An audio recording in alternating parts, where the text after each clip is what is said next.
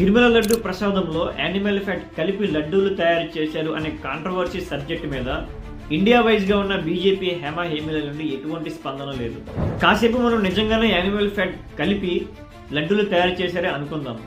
నిజంగానే అలా చేస్తే అమిత్ షా కానీ, యోగి ఆదిత్యనాథ్ కానీ, మోడీ గారు కానీ సైలెంట్గా ఉంటారా? ఆర్ఎస్ఎస్ కానీ, బజరంగ్ దళ్ కానీ, ఇలా హిందూ సంఘాలు ఏదైతే ఉన్నాయో అవన్నీ సైలెంట్గా ఉంటాయా? చిన్నజేరి స్వామి, స్వరూపానంద స్వామి, ఇంకా ఎంతమంది అయితే పీఠాధిపతులు ఉన్నారో వాళ్ళందరూ సైలెంట్గా ఉంటారా? కానీ వీళ్ళందరూ సైలెంట్గా ఉన్నారు అంటే దాని రీజన్ ఏంటి? యానిమల్ ఫ్యాట్ లేదు అని. కానీ ఒక్క ఏపీలో ఉన్న పవన్ కళ్యాణ్ గారు, చంద్రబాబు గారు, నారా లోకేష్ గారు మాత్రమే దీన్ని పొలిటికల్ కాంట్రవర్సీగా తీసుకొని దీన్ని వైరల్ చేస్తున్నారు. అంటే కూటమి ప్రభుత్వం ఈ కాంట్రవర్సీ సబ్జెక్ట్ నుండి రాజకీయంగా లబ్ధి పొందాలని చెప్పి ప్లాన్ చేస్తున్నారు.